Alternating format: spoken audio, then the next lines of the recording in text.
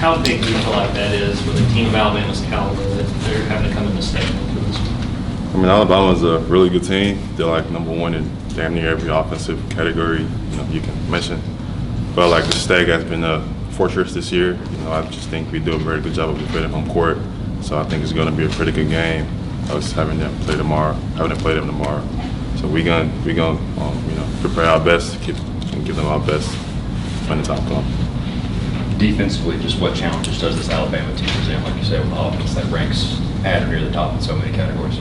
I mean, they shoot a lot and they make a lot, but it's so far this year we've been pretty good defensively, except for a couple of games ago where we just gotta figure out some stuff. But I think we've been pretty good defensively.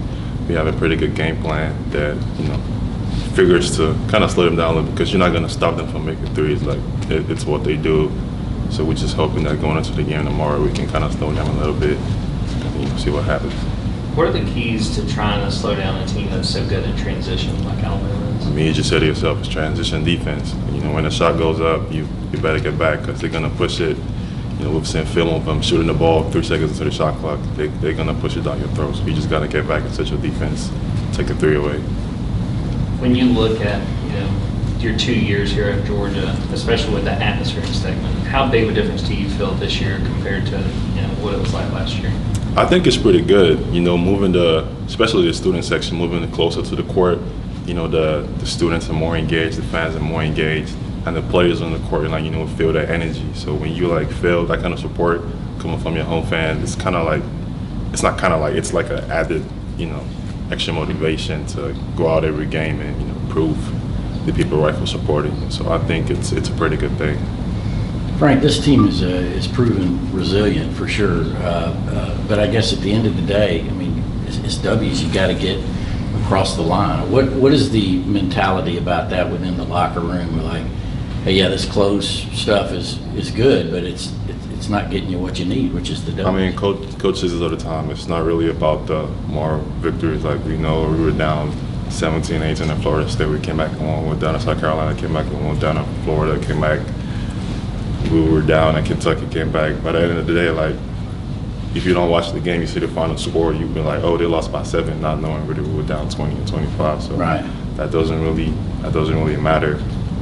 We just have to, not dig a hole here that early into the game and just hang in there long enough to kind of squeeze out a result. And it's the SEC, it's not going to be easy. So. You mentioned it right there, not digging the hole early. How do you make sure you get out to a fast start and not get behind, especially with the fast team like Alabama? It's just being focused. It's just being focused really and executing. I think the last game, especially the Florida game, we kind of were uncharacteristic a little bit. I think we had 6 turnovers in the first 3 minutes or something like that. And the rest of the game we had just 3. So stuff like that, like in the SEC, you can't make mistakes like that. It's gonna come back and bite you. So hopefully we learn from that. Any questions for Mr. Anselem-Ibe? With getting Alabama on your home court, a chance to get a quality win, how much is that opportunity mean to you guys to, given the fact that you let one slip away in overtime the other day? I mean, it's not really just Alabama. I think 10 of the next 11 or 9 of the next 11 games are quad 1 or quad 2 opportunities. So it's sticking to one game at a time. We know we play Alabama tomorrow. We're gonna get ready for Alabama, and hopefully we get a win and focus on to the next game. So it's just taking it one day at a time. Cool. All right, thanks, Frank. Thanks, Frank.